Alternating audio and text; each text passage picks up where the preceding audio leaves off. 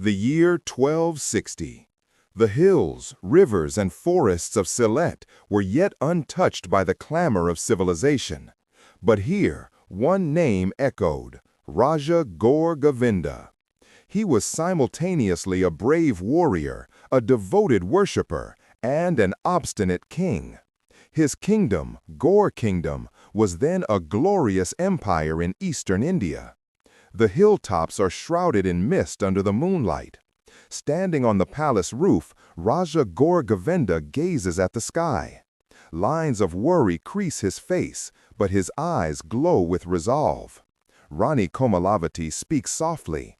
"Maharaja, why aren't you resting, even at this hour? What is this concern?"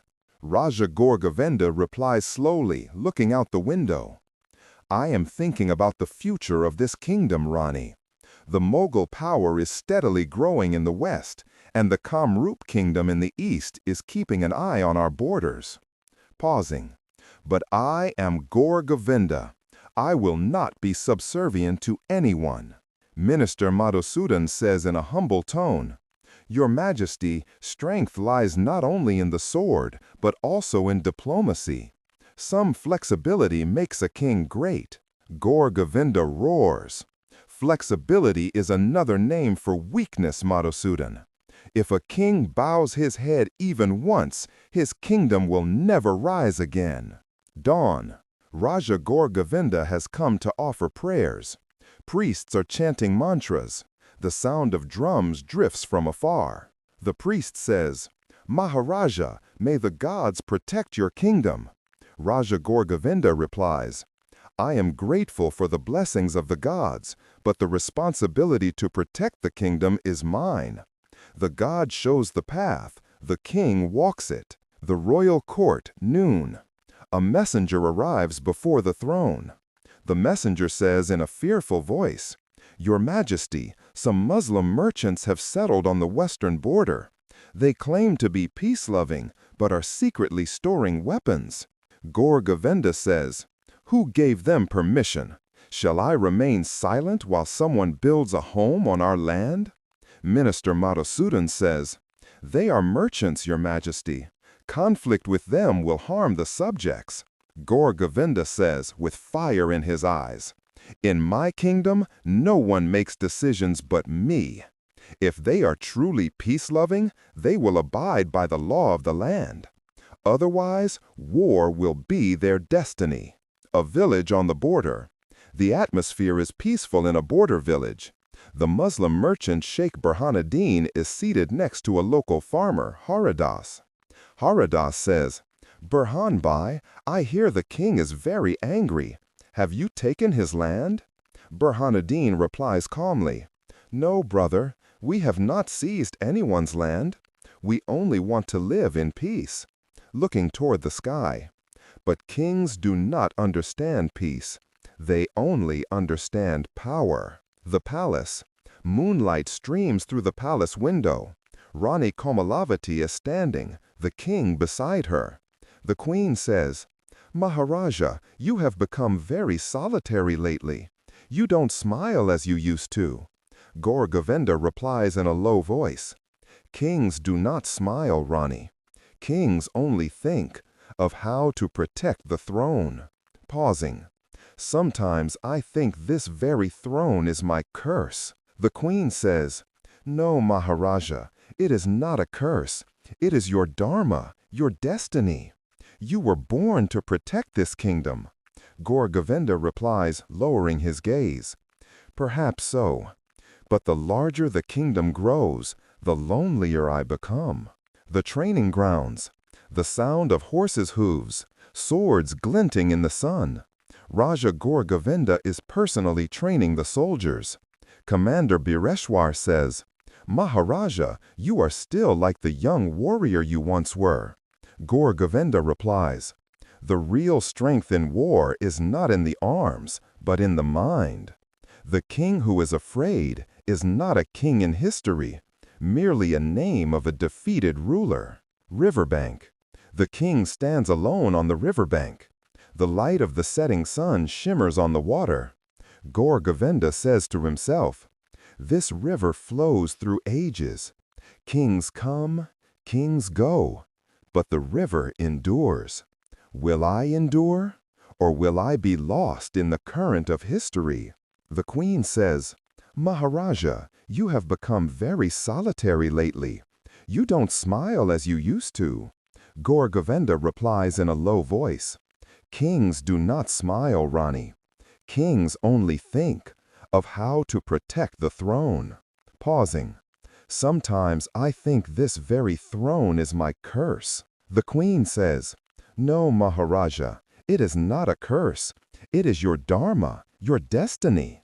You were born to protect this kingdom.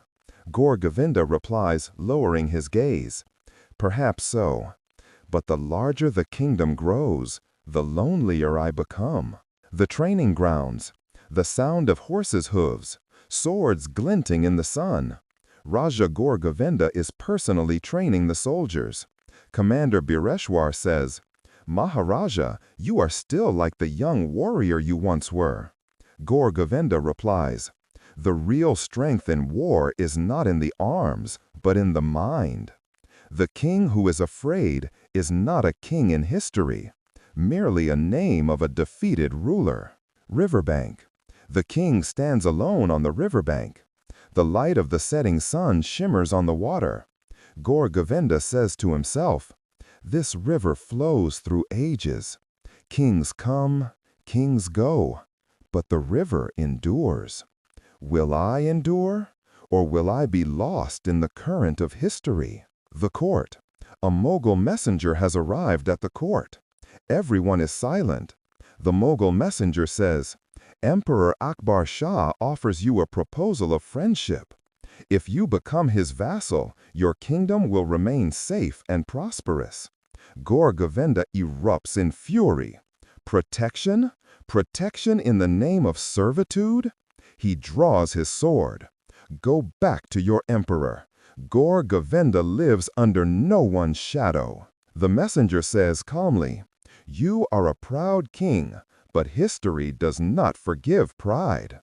Gour Govinda roars, I will write history myself with my own blood. The palace roof. A storm rages, lightning flashes. The king stands alone on the edge of the roof. His hair flies in the wind. From this night began the transformation of Raja Gour Govinda's fate, the first chapter of a kingdom's history, forged in the fire of arrogance, love, devotion, and war. The court. Raja Gour Govinda is seated on the throne. Minister, commander, and messengers are present before him. Gour Govinda says, What is the news from the border? Where are the messengers? Minister Madhusudan says, Your Majesty, the Muslim settlement on the border is growing. Their leader, Sheikh Burhanuddin, has again sent a message requesting peace. Gour Govinda says, Peace? Will they occupy the kingdom's land in the name of peace? He runs his finger along the blade of his sword. When the kingdom's law is not obeyed, the word peace itself becomes treason. Commander Bireshwar says, Maharaja, the soldiers are ready. Give the command, and we will clear the border. Gour Govinda says, Not yet the order for war, Bireshwar. First, I will assess the situation myself. A spark of fire in his eyes. A king never believes hearsay. He sees with his own eyes. The road to the border. The king rides on his horse. Commander Bireshwar and a few cavalry soldiers are by his side. Bireshwar says, Maharaja, the people on the border will be encouraged to see you. Gour Govinda says, If a king becomes invisible to his subjects, the kingdom falters. He smiles slightly. I am not just the king of the throne. I am the king of the fields and roads as well. He meets an old farmer on the way. The farmer says, Victory to Maharaja Gour Govinda. The border. Mist covers the sky. Drums are beating. Soldiers are in formation. Raja Gour Govinda stands on horseback. Fire is in his eyes, but his face shows deep thought. Gour Govinda says, Today, we do not want war. We want justice. But if blood must be shed to achieve justice, then so be it. Commander Bireshwar says, Maharaja, the soldiers await you. Give the command once and we will charge. Gour Govinda says, Not yet the order for war, Bireshwar. First, I will assess the situation myself. A spark of fire in his eyes. A king never believes hearsay. He sees with his own eyes. The road to the border. The king rides on his horse. Commander Bireshwar and a few cavalry soldiers are by his side. Bireshwar says, Maharaja, the people on the border will be encouraged to see you. Gour Govinda says, If a king becomes invisible to his subjects, the kingdom falters. He smiles slightly. I am not just the king of the throne. I am the king of the fields and roads as well. He meets an old farmer on the way. The farmer says, Victory to Maharaja Gour Govinda. The border. Mist covers the sky. Drums are beating. Soldiers are in formation. Raja Gour Govinda stands on horseback. Fire is in his eyes, but his face shows deep thought. Gour Govinda says, Today, we do not want war. We want justice. But if blood must be shed to achieve justice, then so be it. Commander Bireshwar says, Maharaja, the soldiers await you. Give the command once and we will charge. Gour Govinda says, War is not just about killing the enemy. It is also about killing one's own fear. Looking up at the sky. Gods, keep me resolute against injustice. The village. The villagers are worried. Sheikh Burhanuddin steps out, his face marked with sadness. Burhanuddin says, If war begins, lives will be lost on both sides. This soil will be stained with blood again. A villager asks him, But the king considers us his enemy. Should we remain silent? Burhanuddin says, No one brings peace through blood. Truth is never established by the sword. Only fear is born. The drums of war sound in the distance. The court. Everyone in the royal court is anxious. Minister Madhusudan says, Maharaja, the situation is spiraling out of control. War is inevitable. Gour Govinda says, I sent a message of peace, but they refused it. Now the honor of the kingdom is paramount. Rani Komalavati says, with tears in her eyes, Maharaja, do you want to risk your own life? Gour Govinda says, Rani, if the king fears for his own life, who will the subjects rely on? Pausing. If I die, let the kingdom live. That is my prayer. The battlefield. Smoke rises across the field. Soldiers are ready for battle. The ground trembles with the sound of horses' hooves. Commander Bireshwar says, Maharaja, our army is ready. Gour Govinda says, Remember, this war is not for greed, but for dignity. The soldier who walks the path of injustice is no soldier of mine. Drums beat, swords flash in the sunlight. That day, the soil of Sylhet trembled. Gour Govinda's forces against the new power on the border. Sword, fire, and faith all converged in that conflict. The battle. The battle begins. Arrows fly. Soldiers scream. The king himself fights on horseback. Gour Govinda roars. Advance! Let the flag of the Gour Kingdom not fall. An enemy soldier tries to strike the king. The king parries him with his sword. Commander Bireshwar says, Maharaja, you are bleeding. Gour Govinda says, Blood does not weaken a king. Blood makes a king immortal. Night falls. The battlefield is ablaze with fire. Burhanuddin is helping the wounded. There is pain in his eyes. Burhanuddin says, Allah, stop this bloodshed. Man is killing man for the sake of arrogance.